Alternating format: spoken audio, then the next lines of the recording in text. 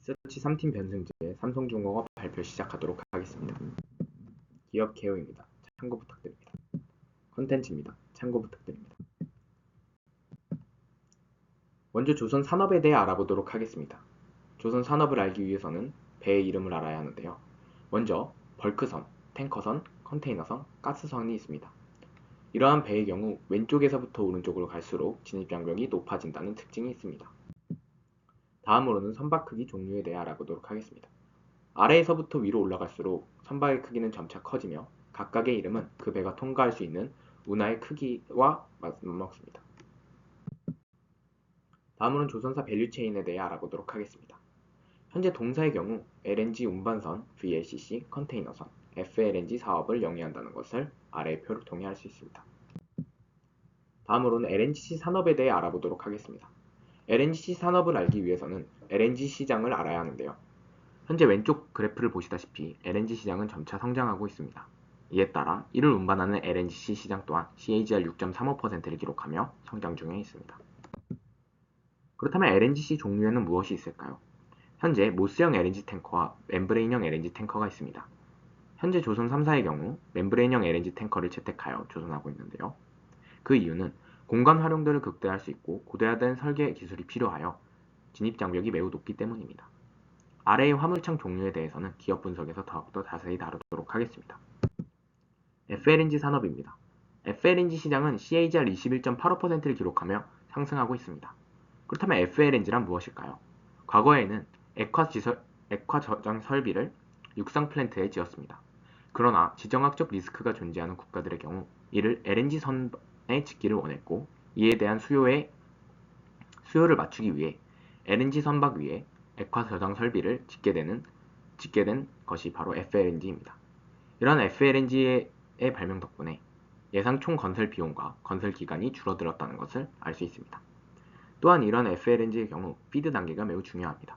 피드 단계에 어떠한 국영 기업이 들어가느냐에 따라 FID 단계로 넘어갈 가능성이 높아지는데요. FLNG 수주 레퍼런스를 보유하고 있는 국영 기업이 피드 단계에 참여할 경우 대금을 받게 되는 FID 단계로 넘어갈 가능성이 매우 높아진다는 것을 알 수 있습니다. 그렇다면 어떠한 기업들이 있을까요? 현재 FLNG 수주 기업으로는 삼성중공업, 윗슨조선소, 시트리움, 하나오션이 있습니다. 이 중 추정 점유율 약 80% 이상을 기록하며 삼성중공업이 우세하다는 것을 알 수 있습니다. 기업 분석입니다. 동사의 경우 조선 해양 부분이 96%를 기록하며 가장 많은 비중을 차지한다는 것을 알 수 있습니다. 이러한 조선 해양 부분의 주요 제하로는 FLNG와 LNG선이 있습니다. 매출 실적을 보겠습니다. 현재 동사는 조선 해양 부분에서 가장 많은 매출을 기록하고 있는데요. 현재 그 중에서도 수출 비중이 가장 높다는 것을 알 수 있습니다. 또한 매분기 매출이 상승한다는 것을 위의 표를 통해 알 수 있습니다. 다음으로는 영업이익과 시가총액을 커플링해서 비교해 보도록 하겠습니다. 현재 동사의 경우 영업이익이 증가할수록 시가총액이 증가한다는 것을 비추어 보아 동사의 영업이익이 증가할수록 동사의 가치가 커진다는 것을 알 수 있습니다. 그렇다면 이러한 영업이익을 안기게 해준 믹스 비율에 대해서 알아보도록 하겠습니다. 현재 동사의 경우 LNG 비중이 가장 크다는 것을 왼쪽 표를 통해 알 수 있습니다. 그러나 26년 1분기 이후 LNG 비중이 줄고 컨테이너 비중이 늘게 되었는데요. 그 이유는 2022년 수주한 카타르발 저성가 물량이 빠지게 되고 2023년 수주한 고성가 물량이 증가하게 되어 이러한 믹스 비율을 가지게 되었습니다. 이에 대한 자세한 설명은 투자 포인트에서 더욱더 자세히 설명하도록 하겠습니다. 그렇다면 2026년 신규 수주 선박 종류는 어떠한 것이 있을까요? 아래의 표를 보시다시피 LNG 운반선이 총 4척으로 가장 많은 비중을 차지하고 있다는 것을 알 수 있습니다. 이러한 수주 수요에 맞춰 동사는 LNG 밸류 체인을 확보하기 위해 노력하고 있습니다. 아래 왼쪽 표를 보시다시피 현재 액화플랜트 시설인 FLNG를 만들고 있고 이를 운반할 수 있는 LNG선을 만들고 있습니다. 더 나아가 이를 하역하기 위해 필요한 LNG 벙커링 선 또한 만들고 있습니다. 또한 이러한 LNG를 주요 연료로 사용하고 있는 LNG 연료 추진선 또한 만들고 있습니다. 마지막으로 최종 소비자에게 전달하기 위해 액화되었던 LNG를 재기화할 수 있는 FSRU 또한 만들고 있습니다.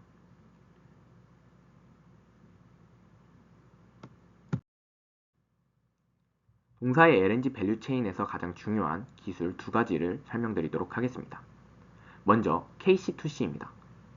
현재 동사는 국내 최초 그린누리에 국내 자사가 만든 화물창을 탑재하였는데요. 과거에는 GTT사가 만든 화물창을 조선 3사가 모두 이용하였습니다. 이에 따른 로열티 지불 또한 많은 비중을 차지했는데요. 동사의 KC2C를 대형선에 실증 진행하는 단계까지 이르게 된다면 영업이익률은 1에서 2%포인트 개선 가능하다는 것을 알 수 있습니다. 하지만 아직까지 대형선에서 적용되진 않았다는 점을 알 수 있습니다. 다음 기술력으로는 삼성중공업의 센스4가 있습니다. 센스4의 경우 FLNG에 들어가는 액화 기술 설비입니다. 이는 현재 동사가 FLNG를 만들 때 APCI C3MR이라는 액화 기술을 탑재하여 이에 대한 로열티를 지불하였는데요. 현재 동사가 만든 독자 기술로 FLNG를 만들게 된다면 이에 대한 로열티 비중을 줄일 수 있고 모든 밸류 체인을 자사화할 수 있다는 강점을 가지고 있습니다. 그러나 발주처의 보수적인 태도로 인해 상용화가 지연되고 있다는 점을 알 수 있습니다. 그러나 이러한 기술력들을 계속해서 발전함에 따라 동사의 발전 가능성은 높아진다는 것을 알 수 있습니다.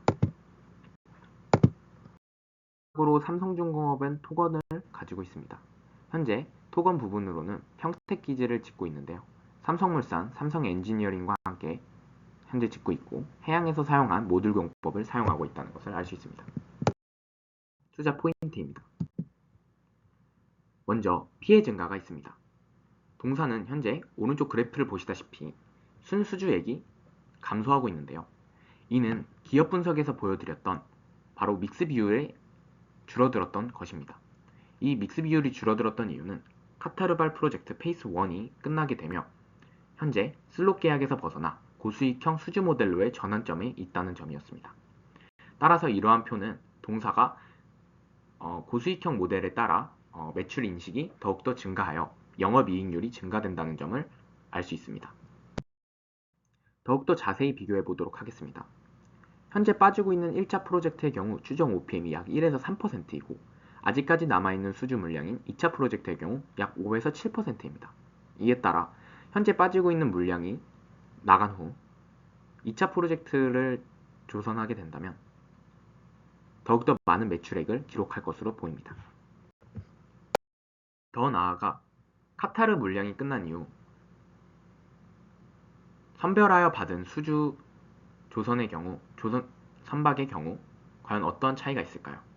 2021년 1차 물량은 아까 보시다시피 1에서 3%였던 반에 현재 받고 있는 물량의 경우 추정 OPM이 10에서 12%입니다. 앞으로는 OPM이 증가된 선박들이 매출 인식이 됨에 따라 영업이익이 증가될 것으로 보입니다. 두 번째 투자 포인트로는 아시아 LNG 공급망 변동에 따른 톤마일 증가가 있습니다. 오른쪽 표를 보시면 현재 이란 전쟁으로 인해 타격받은 LNG 생산 시설과 다른 시설들이 보이시게 되겠는데요. 그 중에서도 가장 자세히 보아야 할 부분은 라스파판 LNG 시설 폭격이었습니다. 이에 따라 JKM 지수는 점차 증가하게 되고 이를 TTF와 헨리허브 지수와 비교해 보았을 때도 매우 큰 수치로 증가했다는 것을 알 수 있습니다. 이는 라스파판 LNG 시설에서 공급되는 LNG 물량이 대부분 아시아발 LNG 물량이었기 때문입니다. 따라 아시아발 LNG 공급 위기가 일어나 미국발 LNG 수요 급증에 따른 톤마일 증가가 예상되며 이러한 톤마일 증가를 막기 위해 톤마일 증가에 따라 생기게 된 거리로 인해 LNG 수요가 급증할 것으로 예상됩니다. 그렇다면 현재 공급 위기를 겪고 있는 LNG 아시아 시장은 어떨까요? 전체 LNG 수입 비중 중 아시아가 가장 많은 비중을 차지하고 있다는 것을 왼쪽 그래프를 통해 알 수 있습니다. 또한 카타르 LNG 수입 비중 또한 아시아 비중이 가장 크다는 것을 알 수 있는데요. 그렇다면 현재 아시아발 공급 위기를 왜 미국에서 받아오게 될까요? 현재 2025년 역대 최초로 단일 국가 기준 100MT 이상 수출 기록을 기록한 곳은 미국뿐입니다. 또한 헨리허브가 3달러 수준으로 머물러 있는 있는 상황에서 아시아 JKM이 $20라면 운송비와 알카비를 다 합치더라도 MMBTU당 7에서 $9 이상의 엄청난 마진을 기록할 것으로 예상되어 많은 곳에서 운임을 요청할 것으로 보입니다. 그렇다면 미국을 제외한 다른 후보지는 없을까요? 현재 후보지로는 호주와 캐나다가 언급되고 있습니다. 그러나 호주와 캐나다의 경우 아시아 전체 LNG 수요량을 맞추기에는 너무 적은 MTPA를 보유하고 있습니다. 따라서 현재 미국발 LNG 수요가 있을 수밖에 없습니다. 그렇다면 얼마의 배가 더 필요할까요? 카타르에서 한국까지 약 6,200해리인 것에 반해 미국 걸프만에서 한국은 약 17,000해리로 2.7배 정도 증가하게 됩니다. 이에 따라 배의 수도 2배 정도 증가해야 되는데요. 이는 결국 조선 산업에 큰 사이클을 만들어줄 것으로 예상됩니다. 그렇다면 동사는 이러한 물량을 받을 수 있는 도크를 가지고 있을까요? 네, 가지고 있습니다. IR 담당자에 따르면 현재 3월 수주분 도크 3에서 건조 예정이고 동사는 29년 물량까지 더 받을 수 있다는 의견을 제시하고 있습니다. 이에 대한 방증으로는 지속적인 LNG 수주 계약 신고가 있습니다. 그렇다면 LNG선을 만드는 다른 피어 그룹 대비 삼성중공업이 가장 큰 좋은 점은 무엇일까요? 현재 위의 그래프를 보시다시피 동사는 타사에 비해 더욱더 많은 LNG를 발주하였습니다. 이는 동사의 가장 큰 장점으로 보입니다. 그러나 HD 한국조선해양의 경우 최다 건조 야드를 보유하고 있고 하나오션의 경우 고사양 LNG를 가지고 있습니다. 그렇다면 도대체 왜 삼성중공업에 투자해야 할까요? 그 이유는 FLNG 연계형 고수익 확보를 가지고 있기 때문입니다. 마지막 투자 포인트로는 FLNG 수주를 통한 모멘텀 상승이 있습니다. 현재 2024년에 수주 예정이었던 3기 중 2025년 오른쪽 표를 보시다시피 FLNG 3기 중 2기를 체결했다는 것을 알 수 있는데요. 이는 66.7%의 달성률을 기록하였던 것입니다. 이런 FLNG는 LNG선 한 척에 비해 약 5배가량 더 큰 가격을 가지고 있습니다.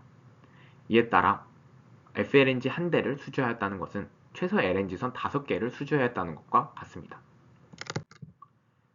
이런 FLNG를 더욱더 발전시키기 위해 동사는 이를 표준화하기 위해 노력하고 있습니다.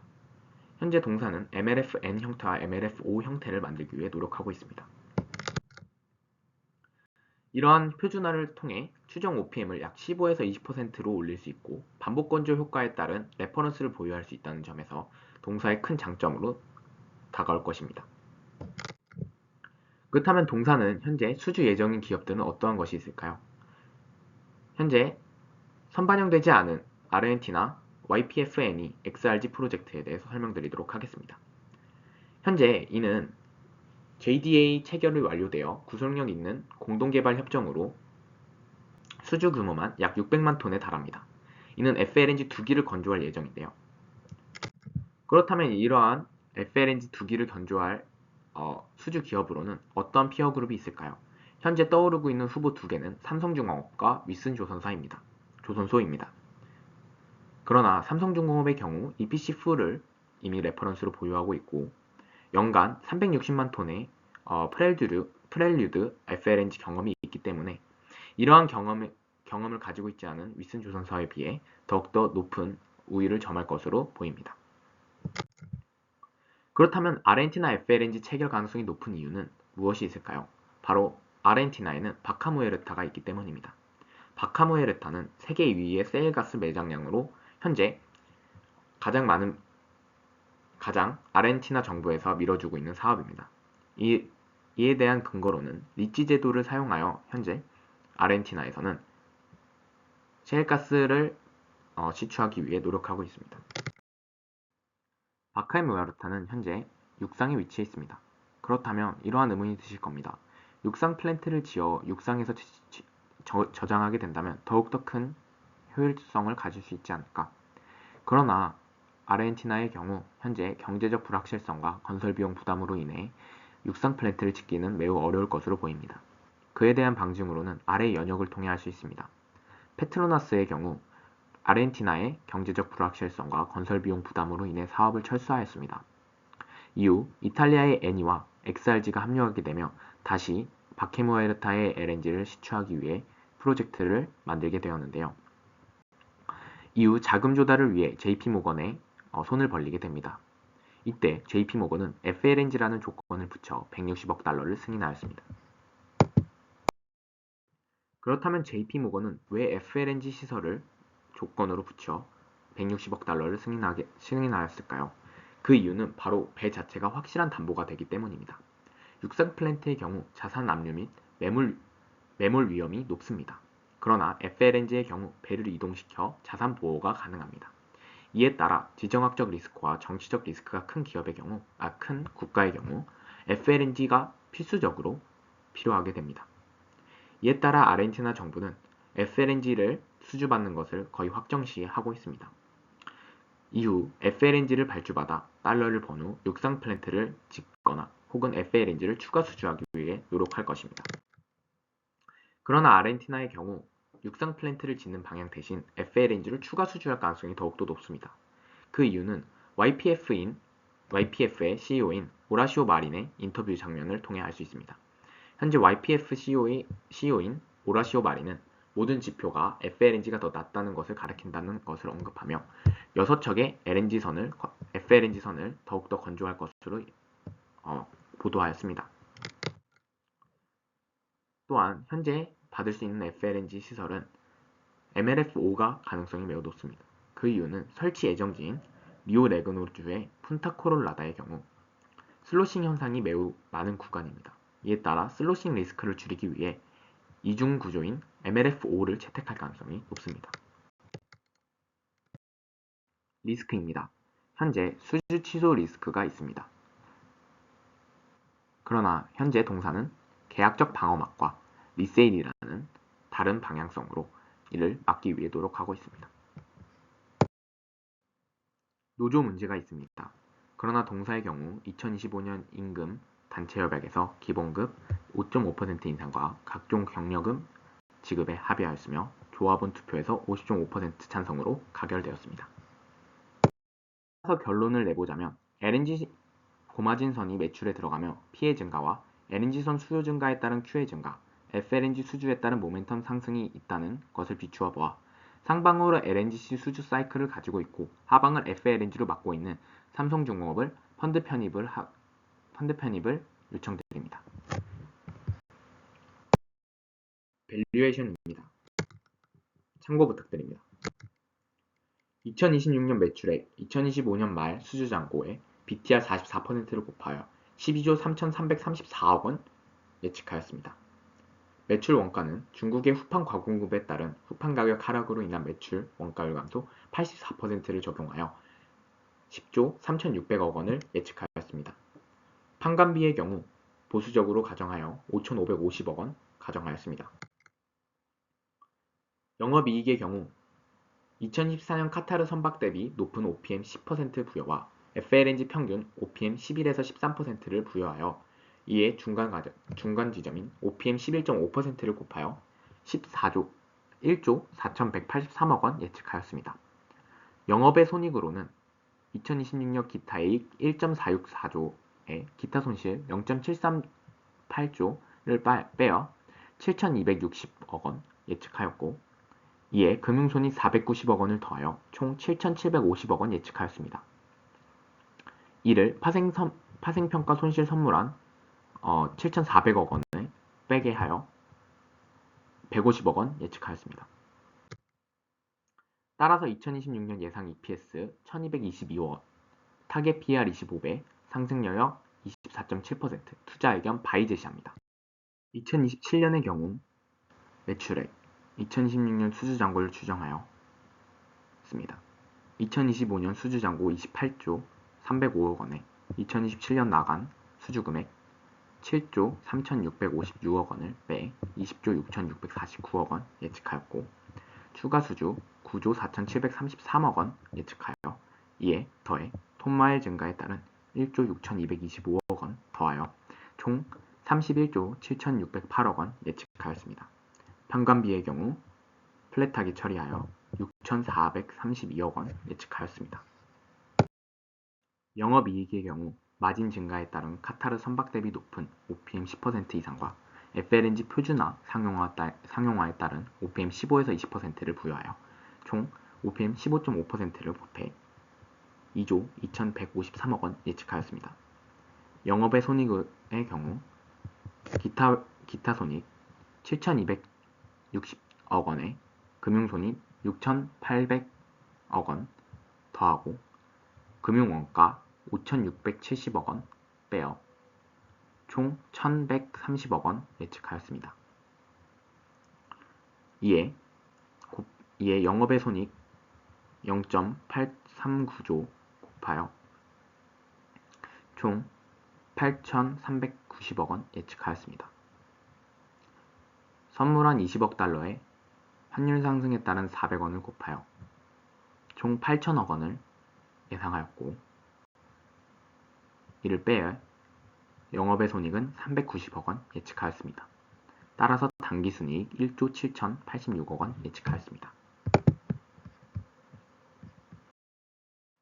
따라서 2027년 예상 EPS 1,941원, 타겟 PER 20배, 상승률 58.5%, 투자 의견 바이 제시합니다.